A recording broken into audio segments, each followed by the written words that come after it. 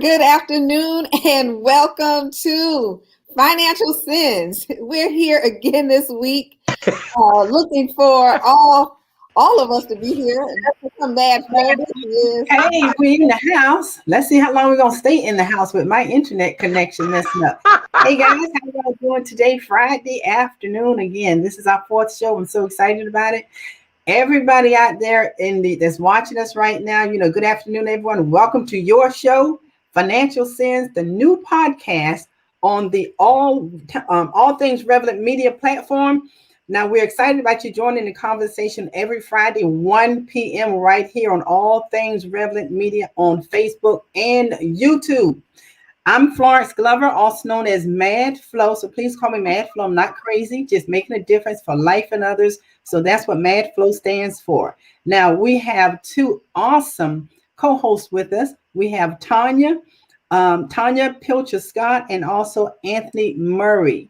Now, let me tell you a little bit about me. I'm a retired lieutenant from the original Chatham County Police Department. Did that 25 years, retired. Now I work for myself. So excited about that. Also, I'm married to an awesome husband, 3 lovely daughters, and 3 awesome grandchildren. Well, we just got an addition, so that's 4. And I'm in Massachusetts spending time with my new grandbaby. I'm so excited about that.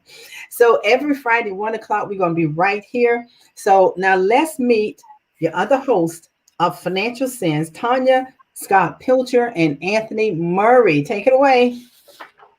Hi, I am Tanya Scott Pilcher, a entrepreneur and business owner of Get Skills, where what I do is prepare people that want to get their insurance license. Excited about that, and I am married and have 2 wonderful children. I am also a homeschool mom, where I am giving it up every Friday to be here with you instead of her, but she has a whole slew of things to do this week. And I'm going to turn it over to Anthony Murray. Hey guys, how you doing? My name's Anthony Murray, and I also am an entrepreneur, as each of us are. And I'm an independent contractor or independent business owner with a organization called World Financial Group, World System Builder. We are financial literacy educators, and we help people with a variety of different things. I am originally from Connecticut, but somehow I found my way down here to the peach state of Georgia. Yeah. We love it. I guess it's all right. And, I'm just really excited about our show today. We have a variety of guests. We're going to have like a panel of guests today, and you do not want to miss this. What you really want to do, you want to contact your friends, your colleagues. You want to take, if you're at work, you want to take your lunch break now, because you don't want to miss this. You want to put those headsets in or buds on or whatever you have to do, and you want to enjoy this presentation or this show today. It is hot. All right. And so that's a little bit about me and about a little bit about the show and what we're going to be doing today. I don't want to hold things up. So what we're going to do today really is talk about what, Tanya and Flo, goals, right? Yeah, goals. Absolutely. We're going to talk about some of the challenges that small businesses have. And, as being a business owner myself, some of the things that small businesses have is just an issue with cash flow. That's definitely one, and my big thing is not having a budget and just probably no preparation for those unforeseen things like COVID-19, one of the things that none of us were quite ready for, and just having enough capital.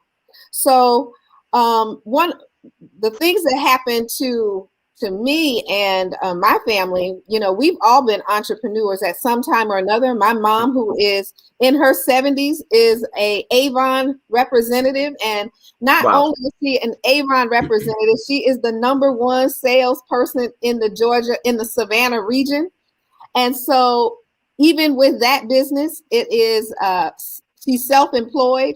And my father, who was also self-employed, one of the biggest things or the issues that he had was capital. So he left IBM, came over to begin selling office supplies and computer supplies, and just had a real hard time really making it happen because no capital. So he couldn't compete with those big businesses. He couldn't compete with those big businesses and just had a real hard time getting those bids, because in the school system, when he was trying to compete with them, he couldn't get his price low enough. And so it was based on, just that cash flow and, just not having it. So what it taught me is that I didn't want to sell products, so didn't want to do the retail. No retail at all, but service, and that has been built inside of me. And so one of the people that we have coming in today is going to be from the Entrepreneurial Center. So as soon as he comes on, maybe we can take a look at some of the things that the Entrepreneurial Center would have available for us. Hey, Carl, how are you today? I'm very well, thank you. How are you this fine, beautiful day in Savannah? It is surely a fine day in Savannah. We are doing. Hello, Carl. Hello. And we'd like to welcome you to our podcast today. And what we're talking about is just goals and challenges of small businesses. And our biggest challenge is usually around finances. Mm-hmm. Wouldn't you agree? I would agree 100%. I always say the two major problems of entrepreneurs is capital and credit. Mm. And they are very closely linked. And there are some resources available for capital. And you have to apply for them, of course. We have a program that I do probably once a month. It's called Financial Resources for Business. It's a lunch and learn.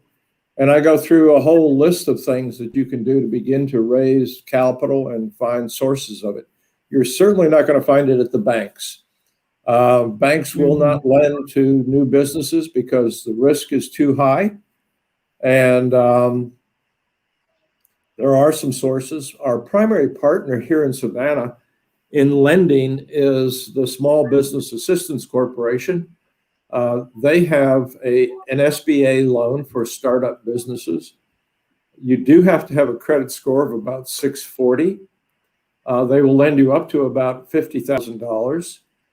And you have to be able to provide some collateral for that loan. And they also like to see a business plan. Those are some key elements that you're going to find wherever you go for capital.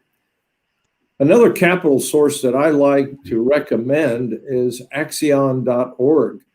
And they're an international lender to the underserved market. Let me spell that for you. It's ACCION.org. And they don't have many offices. They have offices in some major cities like New York and Miami. But they do their lending online. And they will lend anywhere from $500 to $50,000. And your credit requirement is only about $575 the last time I checked. Mm-hmm. And they will lend for a period of about 10 years. Their interest rates may be a little bit higher than SBAC, mm-hmm. but their availability is greater. They do not ask for any collateral. They would like to see some sort of business plan. And they want to see some method by which you'll be able to repay this loan over that period of time, other than the business. All right, Carl, this is Anthony Murray. So if you have a day job, don't give up your day job. Don't give up the day job. Hey, could you spell the name of that organization again? Certainly. It's ACCION, Axion, which is a Spanish word. They're an international group. They're very reputable. We used to recommend them as a lender here in Savannah. They actually had an office here in Savannah. Mm-hmm. They've closed all their small local offices and gone pretty much to online lending. And they do lend all over the world. They're an interesting organization. Their website has a lot of good entrepreneurial related materials on it. So you might want to look at it just for that. But they will lend money where other people will not. That is great to know. So when you say collateral, what are you talking about when they want collateral? Some physical asset that they can attach if you can't pay the loan. Like at home? When you get an automobile loan, your automobile is the collateral for the loan. Mm-hmm. If you can't pay your loan, they come and take the automobile back. So you have to have something like a second mortgage on your house. If you have equipment or machinery in your business, they might take that. Anything that is a physical asset that they can, at some point, resell if they need to. I think they're fairly flexible on what they would accept.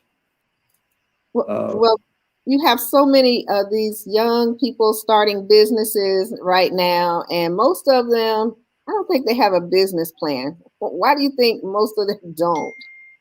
Well, I think they're afraid of writing a business plan. And, you know, I was an entrepreneur for 40 years, and I used to be driving off to see a customer, and I'll be driving down the road thinking about all kinds of great ideas that I had.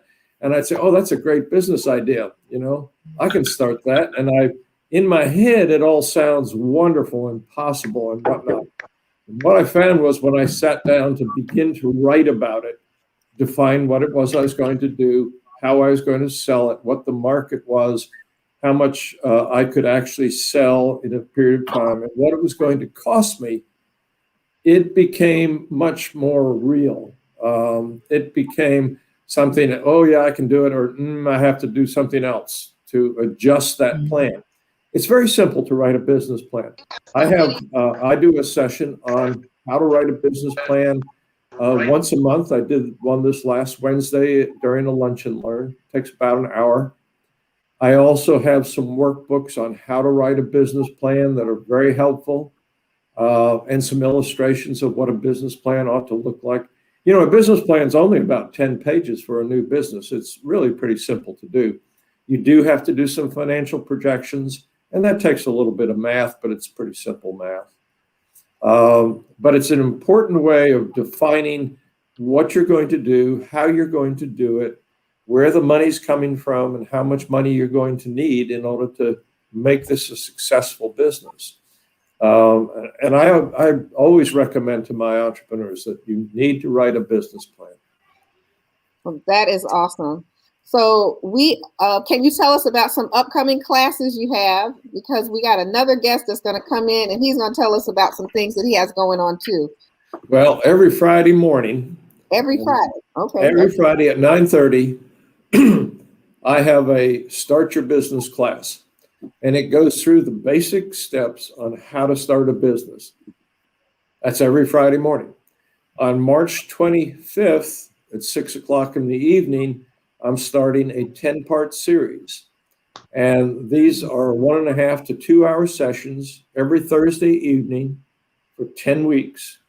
And we go through in depth the different aspects of starting and operating your business. I mean, we talk about accounting, taxes, marketing, how to create and form your business, how to think about your business, a whole list of things that is really important to gain that kind of knowledge if you're going to be successful. We also have a lot of other classes coming up. Some are presented by other individuals outside of our department. We have some SCORE representatives who are going to talk about different things. All these classes can be found on the city's website and calendar. SavannahGA.gov is our city website. Click on our calendar, and you will see we have filled up the calendar for March and April coming up with all kinds of classes. All you have to do is click on the class you want to take, or multiple classes, register for that class, and then show up on the Zoom channel. And it's free. It's provided for you by the city of Savannah. We have people who join us from all over the country. I've had people from Texas and from Michigan and California. we're glad to have them because we want them to know how great Savannah is and what we can provide for them, because we would like to see some talent move this way, But anyway, it mostly in attendance. We have people in Savannah who are trying to start businesses, and it's live sessions. You can ask questions. We can interact a little bit. I used to teach in a live classroom at the Entrepreneurial Center, and of course, all that's been closed down for a year now. Right. But I love live classrooms. I love the interaction with students. I like questions. We can answer questions, and it enhances the whole class. Let me give you another possible source of capital, since we were talking about capital. Okay. There's something called crowdfunding. And crowdfunding is an internet-based way to get people to contribute to your business project. And there are websites such as Kickstarter and GoFundMe and several others. And you can put your project on that website and put up a goal of raising X number of dollars in a specific period of time. For instance, let's say you want to raise $10,000 in 30 days. That's your goal and that's your target.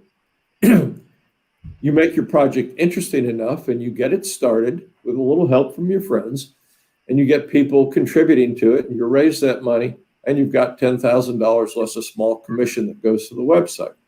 Now, the caution is that if you don't raise $10,000 in 30 days, let's say you raised $9,500, you don't get the money.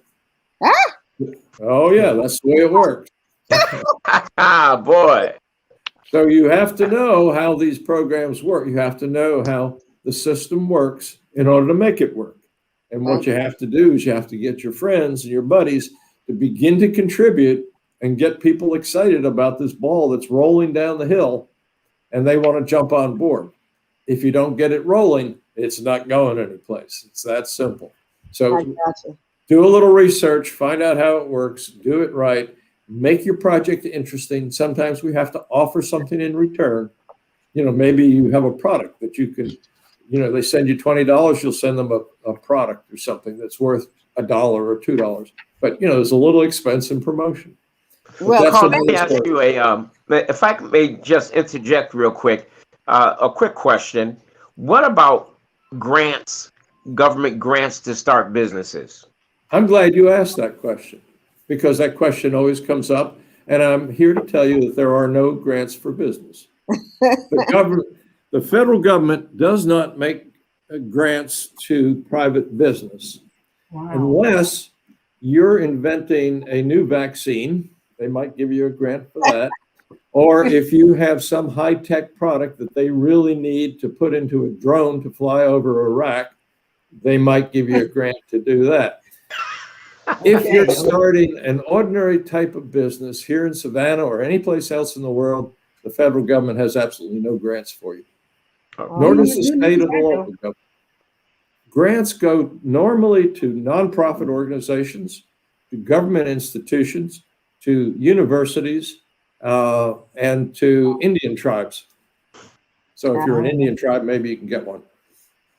Okay. Well, the Savannah Entrepreneurial Center is a resource here for those that want to start a business. Please take advantage of the classes that are available with the city. We thank you so much, Carl, for sharing that information with us. You're quite welcome. And we have also with us our favorite entrepreneur from last week that's with us, Mr. JB. What's going on, sir? I'm going to leave you all. All righty. Thanks for coming on, Carl. Appreciate that information. New information never heard before. You're welcome. Thanks. Bye. How you JB. doing? Hey, how y'all doing? Hey, great. Good. Self-made millionaire, rags to riches. There he is. Yeah, I'll do a video at the mansion when I get the furniture done. Say started from the bottom. Now we're here, but we're gonna do it afterwards. Okay. All right, Tanya, calm down. Tanya, calm down now. I can't wait to get that Tabby mansion.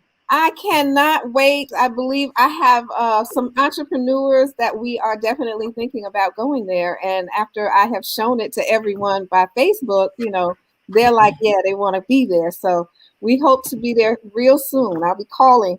But we wanted you to share with us today some of the classes that you mentioned it last time.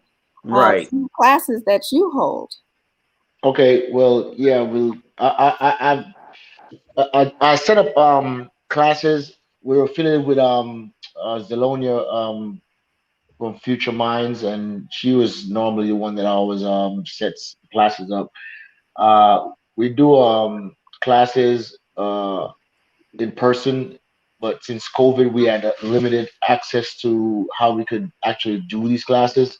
So we did one, which was social distance, and we've had seminars downtown. So what we plan to do now is actually try to ramp it up again, especially during this tax time, where we have people getting their tax monies back, and we're trying to do the flip your tax dollars. And I try to really encourage people to stop spending their tax money on food and clothes and actually save it up. You get the $5,000 or $7,000 every year. That's $5,000 per year. It could be $10,000 in 2 years. You take out $500 or $1,000. Spend on your kids and then keep $4,000. You have $8,000 within 2 years, and that is a down payment to a house. And a down payment. What people keep on not understanding that when you invest, actually your seed money that you invest in, as long as it's something like an asset, you actually get the money back. So you're not losing it, and that's something that we need to try to teach people. They think that when they take the money and invest it, they can't see it again ever. And they're scared. No, you actually just transferring the money from your pocket to an asset. And then once the profit comes in, you get all your money back and you sit down laughing like, oh, I still own the asset. So that's some things I want to start teaching. But I think right now I'm after get with Zelonia and also see about doing classes online, Zoom and all these different online media apps. It should be great because it brings a lot of people in. And also I've added something right now on Facebook, which is JB Flip Savannah Your Tax Dollars. If people want to actually go look at that video from last year, which we did, they can actually just go to the Facebook page, JB Flip Savannah, flipping your tax dollars, and ask to join. And once they pay, then they'll get in. But if a lot of people actually follow me on Facebook, I give a lot of free information. I do, and I'm always trying to encourage people about financing. So the only thing that slowed us down is basically COVID-19, because like we're still trying to practice social distancing and also wearing masks and all that stuff. So classes will be back online definitely, but I am going to be doing some stuff online. And if there are classes that you guys need, you guys would just suggest it to me, because there's so much that I know from where I've started to where I'm at right now, and I'm actually amazed that sometimes I'm sitting down doing a consultation and I realize people actually don't know what I'm talking about, and I don't actually make them feel bad. I said it's fine, and I was like, there's no dumb questions. I said, listen, I'm telling you everything that I've done, and I'm here now, and any mistakes that I've seen that I've made or anything that I've seen that has hindered me from growing more, I don't want you to actually go through it. So it's just sit down speaking to people or do classes helps a lot, because just the fact that I've had a lot of people just come into a consultation or a class and I've taught them how to go get money, going to Navy Federal Credit Union. People never knew what a line of credit was. I'm like, you're 40 something years old, you're 35. You don't know what a line of credit is, but these are the things that they don't teach us. And when I was listening to the conversation a while ago, a gentleman online says it's easy to write a business plan. It's easy for him. It's easy for him. I'm just going to be straight up honest with you. A lot of Caucasians don't really understand what we have suffered as African Americans or Black people. And to them, what seems easy, what seems simple, to them is very, very difficult for us. Right now, I'm going through similar situations. Doesn't matter how good you are investing. We have appraisers that block us. We have banks that would give the money to a Caucasian, to a Patel, and not give it to me.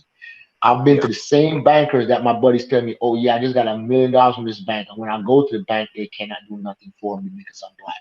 So I'm just going to tell, I don't ever be fooled by any Caucasian or anybody. Nothing is simple when you're black. It is going to always be a struggle. It's going to always be a fight. That's one of the reasons why I'm glad you guys have these forums, and I really appreciate you guys giving me the opportunity to speak, because a lot of people actually cannot relate to other people because they don't see themselves through them. Well, let me ask you something, JB, while you're on that. How did you come up with the money to start your business? So where did you get the idea? Let's start there. Where did you get the idea? And then how did you get the money to pursue your venture in real estate? Okay. All right. So let me start from the bottom, which I always try to tell a story. When I was in the Army, I was in South Korea on a tour, and I decided to start sending stuff back to my wife. Right, this is simple things, and she had too much stuff that I kept on sending, so she decided to start going to the flea market and selling items. These are regular bedding items, clothes, whatever you call it, stuff that we could find overseas that nobody had here. Right. And she stole it. And I came back at R&R, and for a lot of people don't know what R&R mean. Basically, I came back for a 2-week vacation before I had to go back to my duty station in South Korea. And when I came back, she was doing Avon, and Avon. I looked at her books. I used to teach math in school. I'm a math genius. Numbers are my thing. So I looked at the numbers, and she's doing all this stuff. I said, "Let me look at your numbers. Do you have a budget planner?" She's like, "No, I'm doing this or whatever." So I'm saying, "Why are you putting money into the business?" And she's like, "Well, got to cover certain costs." I said, "Well, if you're selling a product and you're not making any money, you need to stop."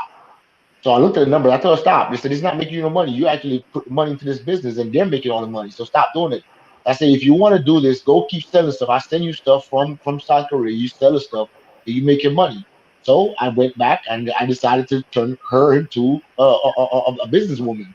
I started sending her stuff. She would go and she would sell stuff, and we sent so much stuff back that we actually had people wanting to buy stuff wholesale. So we dropped the price and start selling stuff wholesale to local people in here in Savannah, and also South Carolina and in Texas. We got real big, so we started websites. So when I got back from South Korea, we had about $20,000 saved up. Right there, I just said saved up. So that's one of the biggest things I try to advocate for young people coming up. There's a lot of money I see people spend, but I'm watching them in the clubs throwing money that they ain't got. I'm watching them at Bobo spending money. I'm watching them buying all these designer clothes. Listen, I watch them blow through money. It's a bad habit that our young people have, and I'm not blaming them for it. I'm blaming an inherent system that's advocated on having you become consumers. So I tell a lot of people, they say to me, "But JB, I only got 5,000. I say 5,000 is a great way to start. It's a household. I said, because I took $5,000 and invested in the property, and I got back $30,000 out of the property." It's like, so yes. So these are the things I try to teach them. So that's where the money came from initially, right? Wow. So all right. Let me interrupt you right there. We have 2 more guests that have to come on. We have Dr. or Dexter Jenkins, and then we also have, I'm looking in the shadows here. We also have one other guest that's very, very unique in what he's been doing, that we need to hear from everybody, because what we want these folks that's watching us today to see that there's real estate, or you can also be an inventor. All right. And so, Mr. Jenkins, why don't you, if you could tag team with what JB was just talking about with real estate, because both you guys are real estate investors. Correct. Well, thank you for having me on. And what JB was saying is extremely correct in the fact that it first of all, it starts with getting your knowledge base correct. And then once you get your knowledge base correct, all these things become somewhat easy. Now, I'm not saying they're simple, but they're easier because you have a sense of what to do. And that's where I tell everybody to start at. Your first investment should be in your education, because the education that we received has not taught us how to earn money, has not taught us how to save money, has not taught us how to multiply money. And so what you got to do is invest in yourself first, get the knowledge. And then once you begin to get the knowledge, now you can begin to purchase real estate. You can begin to do some things you talked about as far as being a creator and an inventor. And so that's where it starts. But I'm a big proponent of real estate because there is no more land that they're making. No, there is none. See, there's no more land that they're making. And so when you're able to purchase and control land, it's ownership. And then, people who look like you and I, for years, we couldn't own land. It was illegal for us to own land. And so for us to be able to have the opportunity to control land, I think is extremely valuable. All right, say, let me ask you something. All right, I got your phone's up too loud. I'm hearing an echo.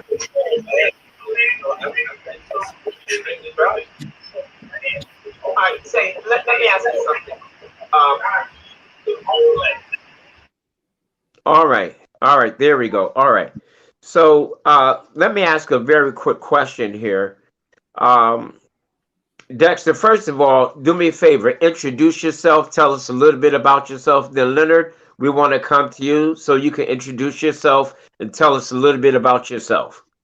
Okay, well, my name is Dexter B. Jenkins, and I am out of Boston, Massachusetts, and I am a pastor, real estate entrepreneur, podcaster. So I do a little bit of everything, in that particular space. But what my passion is really showing folks how to bring their finances, their faith together, and their business together, life together, really in a pragmatic fashion, because there's been a separation in many respects where, I feel like, because I'm a Christian or I love God or whatever else, money is in contrast to that. And so, part of my mission is to destroy that myth, because that's not the case. And so, that's been, part of my path. I grew up as a son of an entrepreneur. My mother was a very godly woman. And so those two fight with each other every day, because I'm pastoring a up and growing church. And so I got to prepare messages and things of that nature. But then there's the entrepreneur side of me that's pulling at me all the time too, to start this and do that. And so it's an interesting mix that, interesting walk that I walk on a daily basis. Oh, that's awesome. Then we lost your picture there, but if you, all right, great. There you go.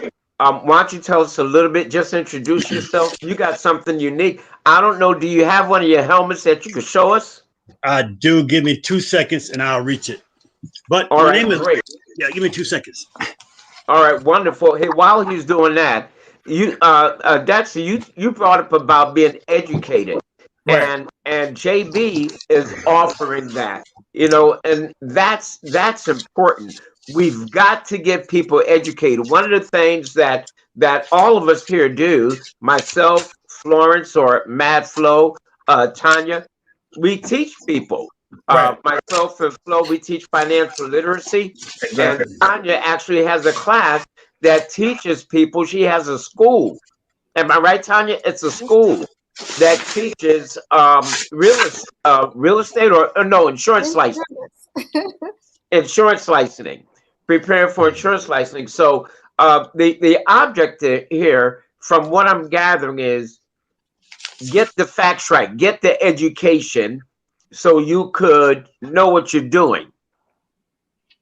Let me interject for a second before you go. Yes. You know what I want you guys to do when you guys are teaching every single person? Tell them to get into all the industries that they are in. This is how we get ourselves out of the crazy holdback and poverty. We need to get more of, like, for instance, there are no black appraisers in Savannah, Georgia. Right. Yeah. And then they're appraising these properties and devaluing our property. I just found out this. None. How can you get a white person to appraise a property in the hood? Insurance people that are insuring our lives. We just started to have 2 black insurance agents, a few in Savannah. So you guys, yes, we need to push the narrative. We need to stop doing the hotel work and doing the grunt work and become the same things that they are. It's not hard. So we need that. Yeah, so we need to have our own appraisers, own insurance companies, own bankers, so therefore we can push our own narrative. I'm glad you said that, because I'm opening up an insurance company, insurance office in Rankin, Georgia. But right now, as opposed to, I don't want to go too far into that right now. I do want to hear from Lenard, because we're running short on time. And Lenard, I hope you grab that helmet, because he has a unique helmet that's going to help save the lives of a lot of people. All right, go right ahead, Lenard. Introduce yourself and tell us about your helmet. My name is Leonard Harris. I'm the I guess, visionary and founder of Apex Tri-M Innovation, which is a technology company. And when I heard of the suicide of Junior Seas, after sharing tears, asking in my meditative thoughts, what can I do? And so I asked myself that question, and in the process of seeking, I found myself drawing a sketch of a helmet. And when I looked at the sketch that I drew, I saw the inner workings of a star likened to that of the Pentagon. At that moment, I envisioned in my mind that Pentagon inner workings of a star, broke down in the form of a helmet. So I cut out some cardboard pieces and made a cardboard helmet. And I entered that helmet in Jacksonville in the One Spark Art Festival. And a young lady out of South Miami offered me $500,000. And at the time, Alvin Brown, who was the mayor, heard her comment about the $500,000 and told me to put some paper on that project. And so the light came on. I called a friend in Baltimore whose son did the trigonometry and algebra, and he thought it'd be a 32% better performance. And the patent process was somewhat taxing. But on August the 1st, the examiner called me because I did the patent myself. I didn't indicate the air holes or the ear holes. And so I granted permission that they could make that adjustment. And he advised me upon telling me that the patent was approved, that out of 70.3 billion people in the world, I found the answer to impact disbursement. With that being said, in that impact disbursement, there are 4 other hidden caveat. We found the answer to ballistic blast explosion, and lastly, aeronautics. All that is all in that one technology. Last Friday, I spoke with the engineer, Ms. Claudia, from the Department of Defense, who did the actual final phases of the FBA study.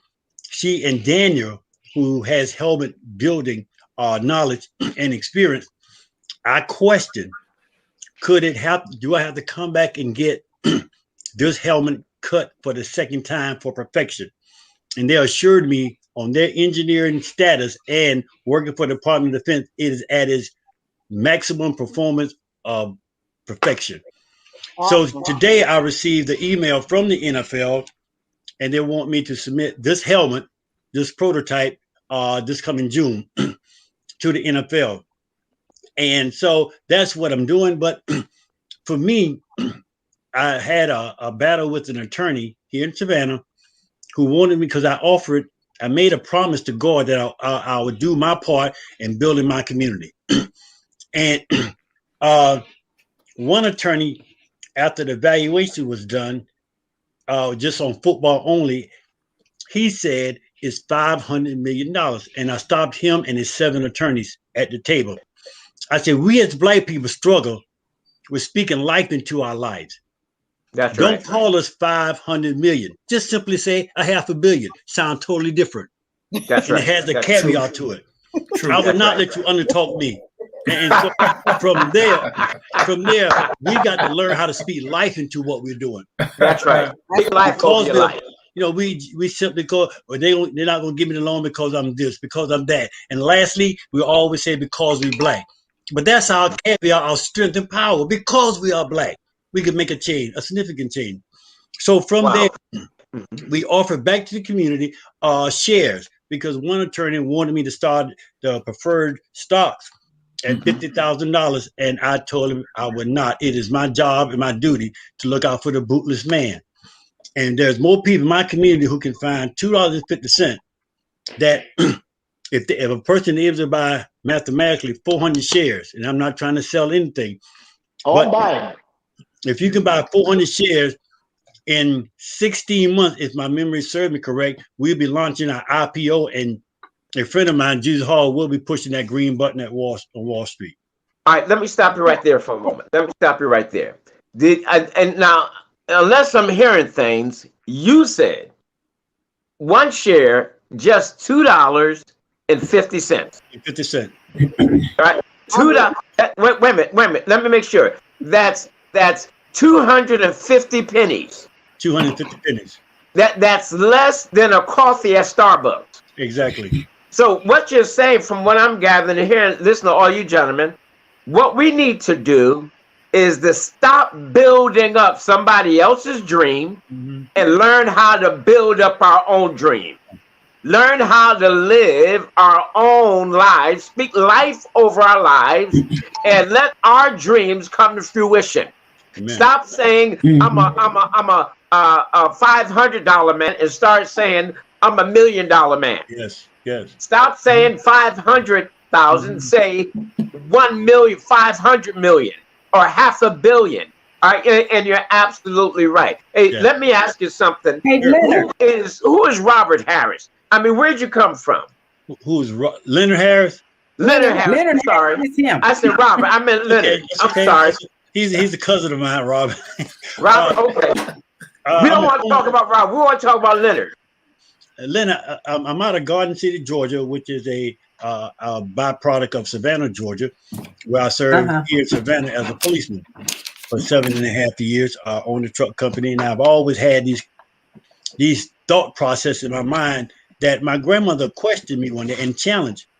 She said, "Boy, you think too big." I said, "But mother, I serve a big God. So if he say I can do it, I believe I can." And I never paid myself short. Hey, Lenard, let me ask you a question real quick. I know after hearing this information, once I heard it, I'm taking steps to get that 250 pennies up 1,000 times over. But how do other people go ahead and invest in your helmet? Do you have contact information? Do you have a website, email address? How can others get involved? Could you please give us that information? Because I got my pennies already put together. Amen. We do have a website. It's Apex, that's APEXTRI-M.com, or because we have overwhelmed, I guess the word is viral, Google, you could either say safety helmet, the right angle helmet, or Lenard Harris, and the first 7 to 8 categories that come up will be this project. This project has gone nationwide, and so you can go there, and what you'll find on the website is should have been done yesterday by SunTrust, Truist, that you can click on the link and even use a credit card now. We were adding that feature to it, that a person don't have to all up to this point. We were asking people to do checks, money orders, but Truist Bank is adding to our website a feature that you can use a credit card. But I'll be remiss not to say this, that Wave Sports Entertainment has picked up Apex as a consultant. Who's Wave Sports Entertainment? Is Dean Dorton, the former owner of the Minnesota Vikings. He have sold this new feature to the NFL, the Bullpen. He and Dwayne Rock Johnson have started a minor league for the NFL, and they are signing with Eiffel a a branding license because they want to use Apex as their sole helmet and have it trickle up to the NFL. Not only Wayne Johnson and Dean Dorton, but Marsha, who's a former Attorney General for New York, Vice President of Ward District, and Dean, who own 50%, I believe, of NASCAR. Those guys have come on board to be Apex consultant on the business side to make sure we get all the licensing and all the perpetuity that this project should obtain. Mm-hmm. Hey, let me ask you something here real quick, gentlemen. Dexter, you're a writer, you're an author, you're a motivational speaker, you're a public speaker. People need to be able to reach you. And JB, you actually teach people. You said something very unique last week. You said if somebody comes up with $5,000 or whatever amount, not only will you help them, you'll teach them, but you'll help them get their money back plus some or something like that. Just if I want to, let's go to Dexter first, and then from Dexter, let's go to JB and talk to the people. Talk to us. Leonard's a hard act to follow since he's the $500 million man. I grew up, some of you old enough to remember Steve Austin and the $1 Million Man. He's the $500 million man. $500 million. But I can be reached at dexterbjenkins.com. That's the best way to reach me, where you'll be able to tap into all the products that we have, all the services that we have. And everything you guys have been talking about, financial literacy, financial intelligence, tapping into your creativity. That's what, it's our season to begin to do those type of things. And I think the more that we can have these type of conversations and have people who look like you and I talking about this type of stuff, it gives other people permission, because there's other Dexter Jenkins, there's other Leonard Harrises out there, there's other individuals who look just like you and I, but they didn't get the permission and they didn't see anybody doing them. And so their dreams have been snuffed out before they even got started. And so that's what part of our job is to do, is to give them, to inspire them by saying, hey, look, I'm just like you. I came from the same neighborhood you came in.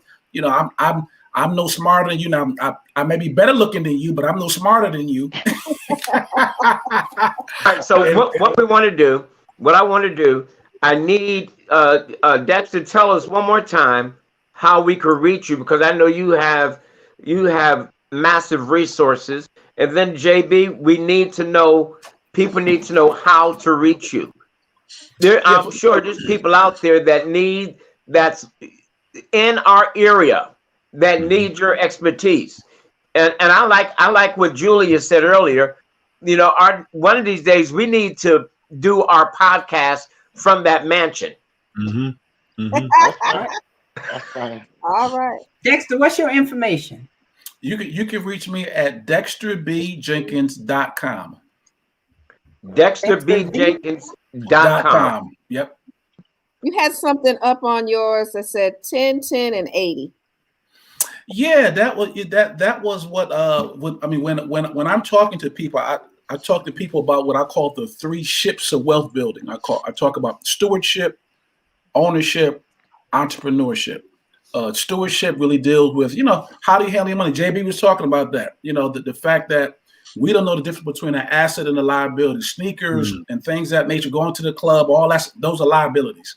And so what I talk to people about is tithing 10%, saving a minimum of 10%, and learning how to live off the 8. So that's the 10 to 80 principle that I stress. And if people go to my website, dexterbjenkins.com, I have an ebook that I give them for free over there, and they can get all that information there.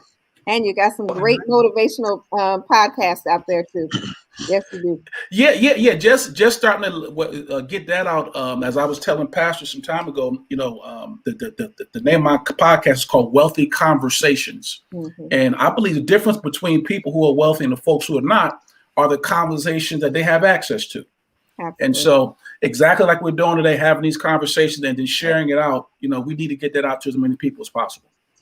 I agree with you. If somebody wants to stay poor, just keep hanging around and talking about poverty.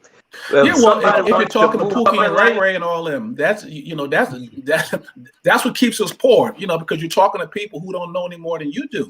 But everything that I've been able to do, and everybody, I don't know all of you, but I'm quite sure you talk to someone who at some point knew more than you, and as you humbled yourself and became a student, then you began to pick their brain, and then now you become a teacher because someone else comes up behind you. All right. Hey, JB, give me that info again. Give me your contact info again. JB. Me? Okay. Yeah, give me your contact info. I want to scroll across. jbflipsavannah@gmail.com. So jbflipsavannah@gmail.com. My website is going to go up pretty soon. But like I said, y'all know I'm active with a bunch of real estate deals. So I'm doing the best that I can now to actually start doing more seminars and classes. And so jbflipsavannah@gmail.com, on my phone number 912-228-4630, 912-228-4630. And I do personally answer that email address. So you get, and if they call a number, I'll definitely reach back out. They can also message me on Facebook at JBMITM, or go to JB Flip Savannah on Facebook. You can find me on Instagram, JB Real Estate Mogul. So all those handles, I will respond to you personally. I'm up late until 3 o'clock in the morning. So listen, I'm always grinding. So I don't mind talking to people, and people ask me why I do it personally, because that's just me. So I'm okay with it. So jbsavannah@gmail.com. Yeah, and let me mention, I just reached out to JB. I meant to do it during the week earlier. I just reached out to him yesterday. Look how gracious this man is. Mm-hmm. Look how humble this man is, that he consented to be here today. What a powerhouse these three gentlemen are. We got the $500 million man. We got the two real estate millionaires here. And listen, I just want to keep rubbing shoulders with you guys. I want to keep rubbing shoulders with you guys. Hey, Leonard, you need to tell us how to reach you again. You mentioned it earlier, but okay. Say it again. Especially if there are people that want to invest. Right. Exactly. Okay. You can find us on Google. You can just Google the Apex right angle helmet, or you can call me at 904-442-3166. It doesn't matter what time of day it is. I would, as JB would answer that phone. But lastly, Brother Murray, I wanted to add this. In Savannah, there are people that want to invest. Right. Okay. In Savannah, I've only heard one other man of color spoke about controlling his money and starting his own bank. And that was JB. And that he spoke right into the vision. The end game of Apex is to start, build, and have its own bank where we control our finances. We make a decision who we will lend that the $500 million to, and just empower ourselves with our own money. So JB, I promise you, I need to find you. We sit down and talk for that one. Yes, sir. That's no problem. Definitely. Like I'm big on that. Hey guys. So what's go right ahead. One of you ladies get ready to say something. So Leonard, what's the minimum goal that you need for investors? Was there a goal that was set? We are at the point of having the injection mold cut. And so our goal now is to raise right at $60,000 more dollars, and we'll have the injection mold cut, and we're going to testing at Virginia Tech.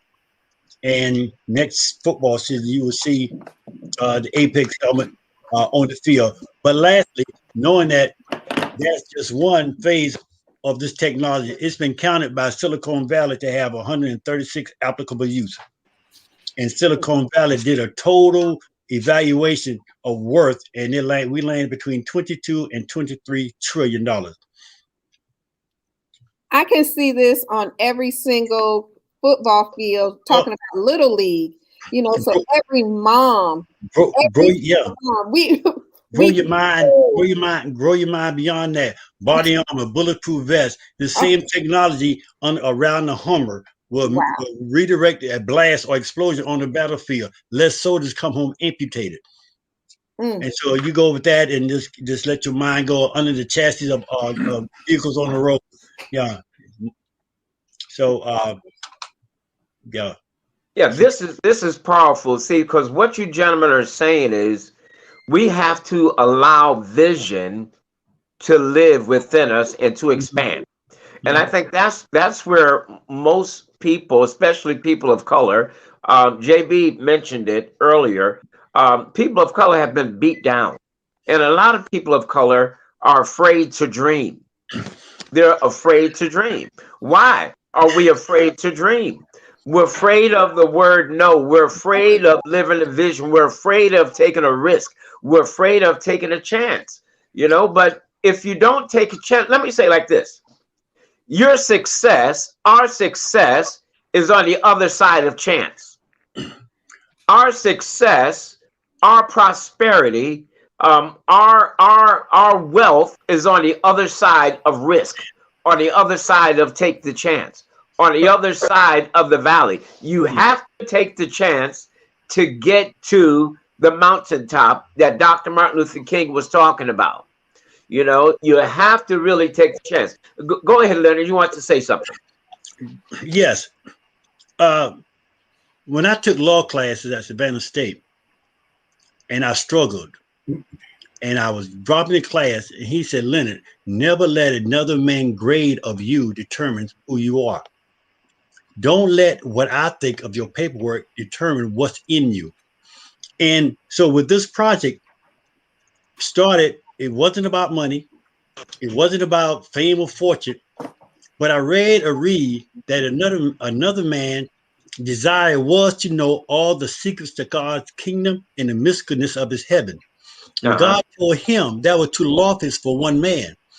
But because of the sincere purity of your desire, I will make you the father of the peanut. And we call him Washington Carver today. My goal is only get to know my God. And looks like he has made me the father of disbursement of energy. Amen. And you guys, you know what? I've noticed that every one of you have something in common, because if I don't get out my internet too soon, if it don't let me out, but it starts with an idea, which moves to a vision, and then to reality. And basically, all you guys, it started right here. And right here, to be able to see what you want. Vision is what you can see 5, 10, 100 years from now. Eyesight is what you can see right in front of you. And each one of you showing us that you had the vision. And that's the greatest part that I'm learning right here. It started with an idea here, vision it, and it became a reality.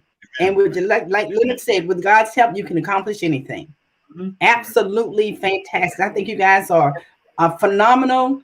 And we're going to get some phenomenal women on here next time. You guys are dominating. We got some phenomenal women out there. We're going to be looking at them too. Right. But let me say this to you, sister. Local in Savannah. That's what I love about it. Local. Yeah, exactly.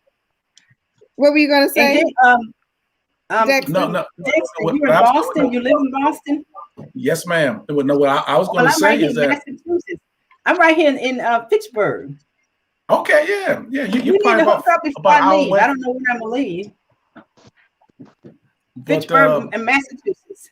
Yeah, exactly. Yeah. I was going to say that as you were talking about women, this is there are so many different women entrepreneurs out there doing great things. So obviously this thing is dominated by men, but as I'm looking at the landscape of what's coming up, women are great visionaries and great business women, so it's I would say it's your season. All right. Thank you. I agree with you 100%. It's your season of young entrepreneurs to just, get out here and do it. And so we want to thank each of you for being with us today.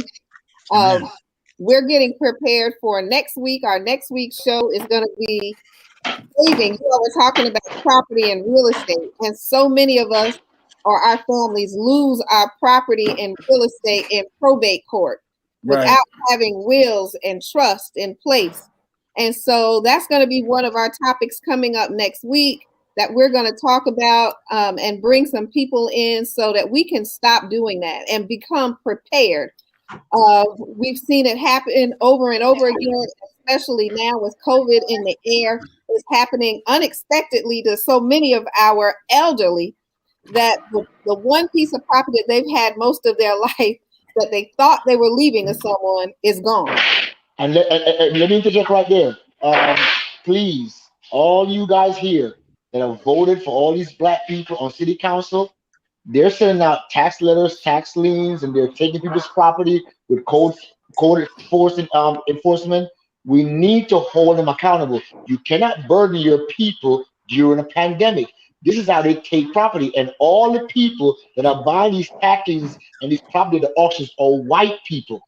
Listen, I'm trying to tell you. So our people cannot do our own people the service. So we need to hold them accountable. The problem is we don't know how the process works, but I am telling you from my standpoint, I would never want to take somebody's home from them. It is wrong. Wrong. It is wrong. That is, but you know, a lot of people look at it business is business, and so they try to take care and do business. But you know what?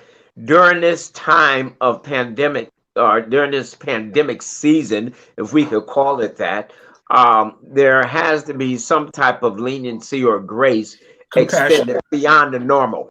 Beyond the normal. Yeah. So I agree with that. I agree with that. On the news, I saw a lady who said she has to move. You know, where is she going to go?